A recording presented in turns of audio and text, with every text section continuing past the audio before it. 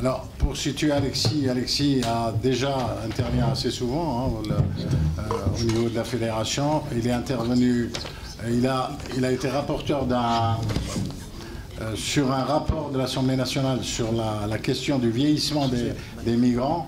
Il faut dire que c'est vraiment une avancée en même temps au niveau de l'Assemblée nationale, parce que la question du vieillissement n'avait été traitée qu'à la marge depuis un certain nombre d'années, alors que les migrants dont il était question sont présents en France depuis 60 ans. Alors effectivement, je vais peut-être repartir du travail parlementaire qu'on a mené dans le cadre de la mission parlementaire sur les immigrés âgés, qui est donc un rapport assez volumineux de 600 pages, avec 82 préconisations, et dont une partie importante des préconisations concerne effectivement le droit au séjour. Les migrants âgés sont victimes des mauvaises conditions d'accueil dans les préfectures au moment du renouvellement des titres ou au moment où ils ont des démarches administratives à remplir. Parce que c'est un public qui est souvent en grande difficulté dans le contact avec les administrations en général, mais en particulier, effectivement, quand il faut remplir des dossiers de démarches administratives, fournir des papiers. Depuis 2005, pour les résidents de plus de 60 ans ou ayant eu 2 renouvellements de carte de 10 ans, il y avait la possibilité d'avoir une carte de longue durée dite permanente. C'est-à-dire que, à la différence de la carte de 10 ans, cette carte-là était renouvelée automatiquement et avec une simplification des procédures administratives. Donc le rapport l'a pointé et à l'été 2013, une circulaire a été envoyée au préfet du ministre de l'Intérieur de l'époque, demandant à ce que cette délivrance se fasse. Et de façon très concrète, à la préfecture des Hauts-de-Seine, quand j'ai posé la question, puisque j'ai fait ma première visite à l'été 2013, on m'a répondu au bureau des étrangers qu'on ne pouvait pas la délivrer parce qu'on n'avait pas le logiciel adéquat. En fonction des orientations politiques, on peut avoir une bonne volonté de l'administration ou pas. Et là, par exemple, clairement, aucun migrant âgé n'était au courant de cette disposition et n'avait fait valoir son droit, ni même d'ailleurs en engageant peut-être une action en procédure. Enfin, je veux dire, c'était une forme de non-accès au droit, à un droit qui était en théorie garanti par les textes. Et on attend effectivement un projet de loi relatif aux droits des étrangers en France et aussi à la réforme de l'asile. Et ce projet de loi, normalement, je n'ai pas de calendrier aujourd'hui, parce que c'est vrai que c'est le gouvernement qui est maître de l'ordre du jour de l'Assemblée nationale. Et on a énormément siégé depuis 2 ans, il y a eu beaucoup de textes qui ont été adoptés. Moi je pense que ce texte devrait arriver à l'Assemblée nationale à l'année prochaine, en 2015. Après, il faut qu'il aille au Sénat. Enfin, bon. Mais donc, on espère ce texte pour 2015. Et puis, voilà, il y a également des choses qui concernent la réforme du droit d'asile et les recours aussi contre les décisions des OQTF, etc. Raccourcir les délais de réponse.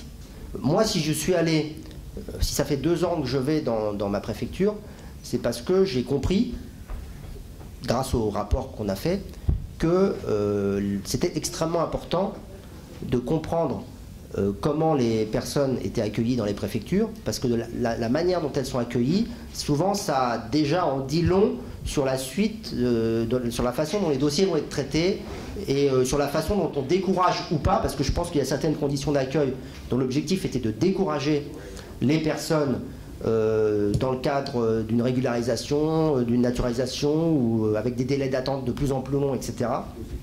Et je dois dire que je ne dis pas que la préfecture des Hauts-de-Seine est un exemple, enfin que c'est un paradis et que tout va bien.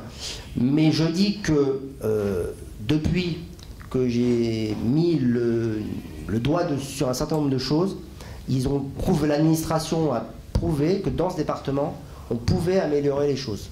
Donc je vais passer la parole maintenant à Madame Hélène Franco, qui est juge des enfants et qui en même temps est syndicaliste au niveau de la magistrature.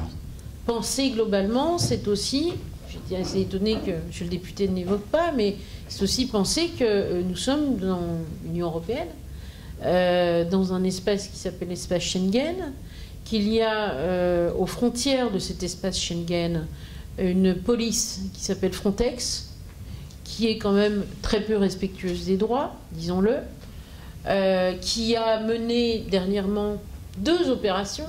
Une ne suffisait pas. 2 opérations. La première s'appelait Mare Nostrum, je crois. La deuxième s'appelle je ne sais plus quoi.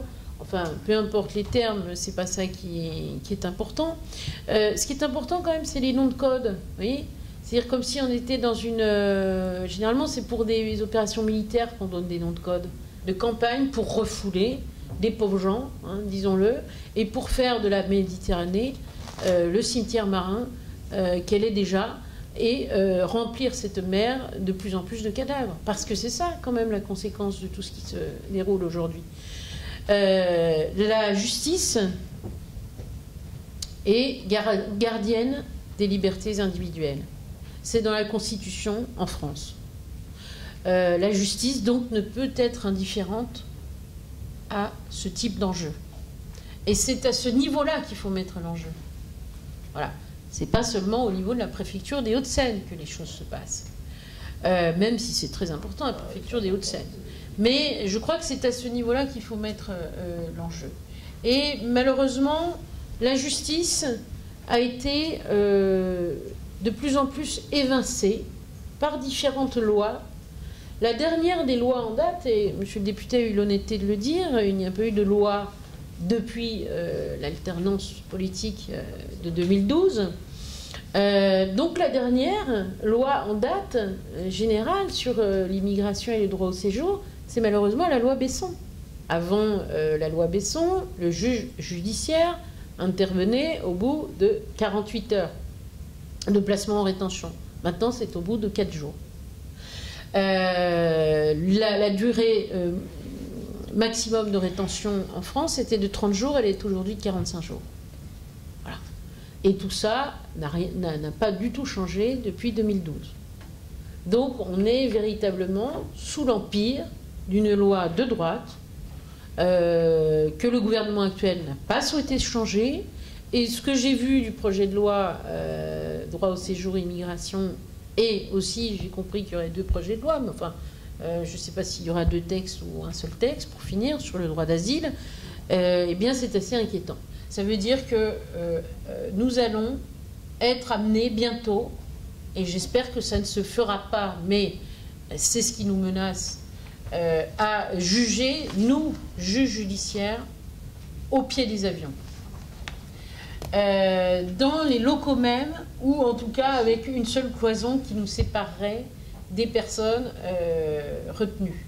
Et au sein même des centres de rétention, alors on nous dit, oui mais la police sera différente, oui mais si, oui mais ça. Attendez, bon, qui a déjà voulu rendre visite à quelqu'un à Ménil-Amelot ou dans d'autres centres de rétention, c'est à quel point ce sont des lieux accessibles quand on n'a pas de voiture, c'est à quel point, évidemment, la justice sera dans l'incapacité la plus totale, disons-le, d'assurer un principe essentiel qui s'appelle le principe de publicité des audiences. Et on en revient au rôle des citoyens, au rôle des associations, parce que si vous avez des audiences délocalisées, et c'est déjà le cas, disons-le, pour les personnes de Seine-et-Marne, eh bien, si vous avez des audiences délocalisées, vous aurez effectivement des salles vides où on jugera au pied des avions des personnes qui n'auront pas de fait la garantie essentielle de leurs droits. Donc il faut revenir à la règle qui est la délivrance de la carte de 10 ans. Je veux dire, c'est pas un monde, quoi. Hein. Et pourtant, ça semble totalement fou aujourd'hui. Il y avait une promesse du candidat Hollande qui consistait à dire « il n'y aura plus, sous ma présidence, d'enfants en centre de rétention ». Il ne se passe pas une semaine, et ceux qui en sont informés le savent, sans qu'il y ait d'enfants, avec ou sans leurs parents, placés en centre de rétention. Très rapidement, la CNCDH fait des préconisations, des recommandations tout à fait précieuses, notamment le fait qu'aujourd'hui, on maltraite des enfants sur le territoire français sous prétexte tout simplement qu'ils n'ont pas de parents de représentants légaux sur le territoire français, premièrement, et qu'on les suspecte a priori de ne pas être mineurs. J'illustrerai mon propos par deux exemples. Donc je commencerai par les Hauts-de-Seine. On a entendu tout à l'heure monsieur le député qui effectivement, par rapport à l'inspection qu'il fait, par rapport à ce travail de terrain, constate qu'il y a une amélioration. Mais alors nous autres, est-ce que nous les constatons? Moi je dirais non. Et je commencerai par un exemple qui est très très récent. J'ai déposé le dossier d'une cliente à l'Essonne et nous avons eu un avis défavorable. Sauf que c'est sur place parce que je n'avais pas de réponse au bout de 2 ans. Et il m'a fallu 6 mois, je dis bien 6 mois, pour obtenir la copie de cette réponse. En sachant que j'ai appelé des centaines de fois la préfecture. Soit on ne me répondait pas, soit on me disait de rappeler, soit on me donnait un autre numéro, en sachant que je me suis présenté moi-même en tant qu'avocat à la préfecture plus d'une dizaine de fois et je n'avais toujours pas de réponse. Jusqu'à ce qu'un jour, la chef de service étranger, j'imagine, en tout cas, une responsable de service étranger m'appelle elle-même pour me demander si je ne connaissais pas la procédure de consultation de dossier sur place. Je me dis, mais madame, la moindre des choses, c'est que tous vos collaborateurs qui étaient là, qui m'accueillaient, ou que ce soit au téléphone ou physiquement sur place, auraient pu m'en informer. Mais là, je regarde dans le dossier, motivation écrite, bien détaillée de la préfecture, c'est que ma cliente n'a pas produit son acte de mariage. Or, je consulte le dossier qui est là, il y a l'acte de mariage. J'explique à la chef de service étranger, dit, ah écoutez, il y a déjà l'OQTF, je ne peux rien faire, il faut voir ça avec le tribunal. Et donc, vous voyez un peu la frustration dans laquelle, déjà en tant qu'avocat, je me trouve, et celle dans laquelle se trouverait ma cliente, qui est là depuis au moins 14 ou 15 ans, mais qui, en fin de compte, vous fait comprendre que vous allez résoudre votre problème au tribunal, alors qu'elle a droit à un titre de séjour, et en sachant que nous sommes là, Cergy, au tribunal administratif de Cergy, où il faut plus de 12 mois pour qu'on obtienne un jugement. Alors, je viendrai à Bobigny, 35 Quater. 35 Quater aujourd'hui, c'est-à-dire que j'ai un coup de fil, on m'appelle, il y a une personne qui a été arrêtée et qui va passer devant le JLD, le juge de la liberté de la détention. Mais croyez-moi, ce qui m'intéresse, moi, ce n'est pas les dossiers. D'ailleurs, c'est ce qui est frustrant, regrettable, malheureux dans une république comme la nôtre. Ce qui m'intéresse, ce n'est pas les dossiers, mais c'est de savoir la tête du juge. La tête du juge qui sera là ce jour-là. Parce que pour tel juge, n'importe quel dossier passe, et pour un autre juge, n'importe quel dossier ne passe pas. C'est malheureux dans une république.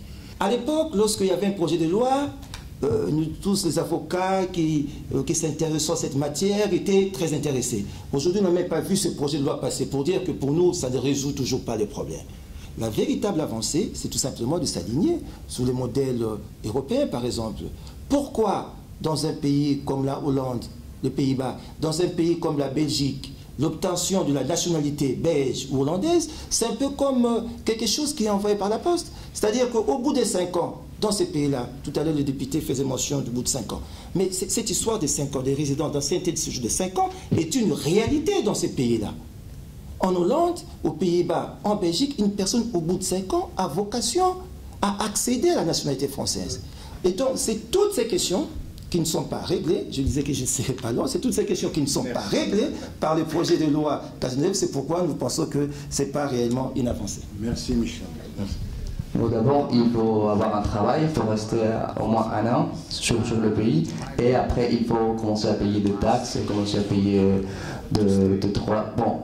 commencer à payer un espèce des amendes, un peu pour pouvoir rester là, en Portugal, pendant 1 année, et après avoir obtenu en fait un travail.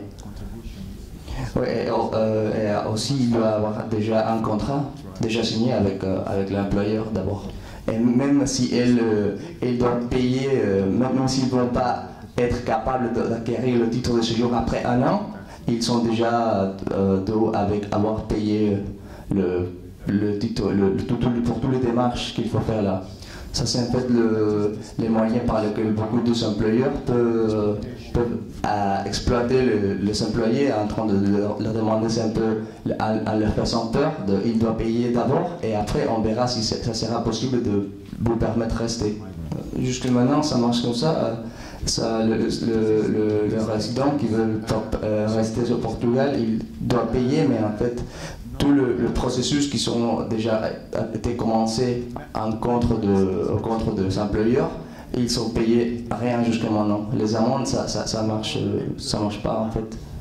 Et après avoir vécu 1 an, tu peux avoir le droit à rester pendant 2 années et ça commence une autre étape de démarche. Et donc après avoir vécu 1 an, on change à une autre état. Après avoir vécu la 2e année, c'est une autre. Et après avoir vécu le 4e, on commence à peu près à pouvoir être à peu près légal dans le pays. Donc à peu près, en fait, il faut faire valable 5 ans de résidence légale au Portugal, mais en fait, en gros, ça peut prendre à peu près 15 ans. Parce que toutes les démarches, il faut payer, des fois ils sont refusés, alors il faut recommencer les démarches. Donc à peu près ça se fera 15 ans pour le...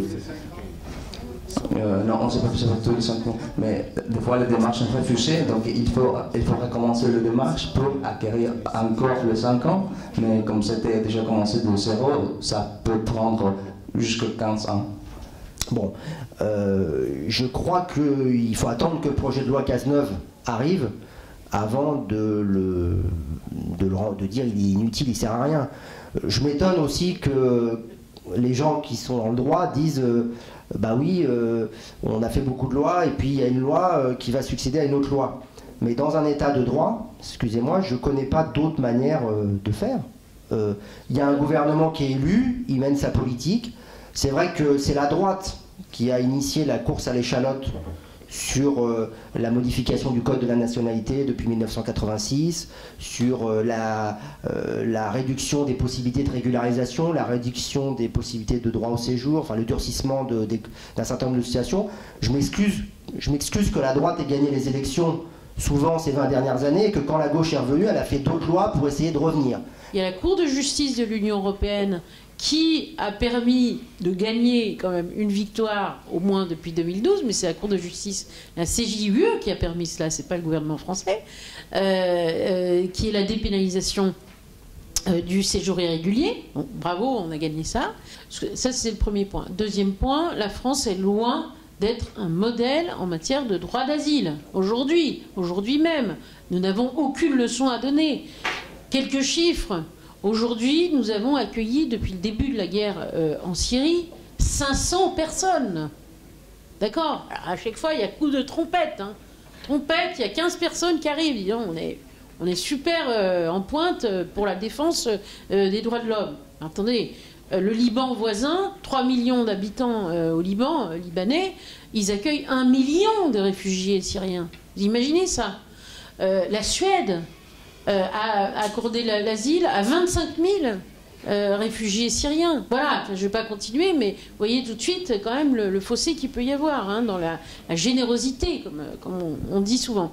On arrête de nous parler d'intégration si on ne rétablit pas comme règle la règle des 10 ans, de la carte de 10 ans, parce que si vous avez des cartes d'1 an à répétition et même une carte de 3 ans, vous n'aurez pas une banque pour vous prêter de l'argent pour acheter un bien immobilier, voilà. Nous, en droit des étrangers, on est réaliste. Bon, alors, on constate qu'il y a un projet de loi qui parle d'un titre de séjour pluriannuel. On avait un titre de séjour d'1 an. Donc là, il y a la possibilité d'avoir 2 ans, 3 ans, 4 ans. C'est ce que, il semble que c'est ce qu'on va nous donner, mais on va le prendre. Il n'y a pas de raison qu'on ne le prenne pas. Mais cela n'empêche, donc c'est pourquoi j'ai profité un peu de la présence du député qui est ici, pour qu'il soit notre porte-parole. Et comme il le disait lui-même, il faut qu'il y ait un véritable combat au moment de la discussion parlementaire sur ce projet de loi. Or, nous savons tous ici, la plupart, nous sommes des praticiens par rapport à la question de la régularisation des étrangers. Le gros souci, c'est quoi? C'est l'ancienneté de séjour, c'est-à-dire que prouver l'ancienneté de séjour. Or, jusqu'à ce jour, on reste toujours sur une circulaire édictée par Sarkozy en 2003, où carrément il disait il faut tel document administratif, tel document, tel document. Or, nous savons très bien qu'un clandestin, par définition, vit dans l'ombre, il n'existe pas administrativement, et à cette personne, on va lui demander d'apporter un gros dossier comme ça. Comment peut-il conclure un contrat de travail? Comment peut-il conclure un contrat de bail, quittant CDF? Tout cela n'est pas possible. On voit que toutes les fois que les immigrés veulent chercher leurs documents, leur droit de séjour, de pouvoir l'acquérir, ils ont besoin de prouver de who is ce qui and what is or she is doing. qu'est-ce qu'ils font. On parle de droit de séjour. Et c'est ça justement ce que les personnes de l'Union européenne sont en train de demander, pas tellement qu'en Portugal. Les Européens peuvent rester ou partir quand ils veulent. And the migrants, Et les migrants, they can't. ils ne peuvent pas. Donc en fait, on est en train de parler de le droit de l'homme.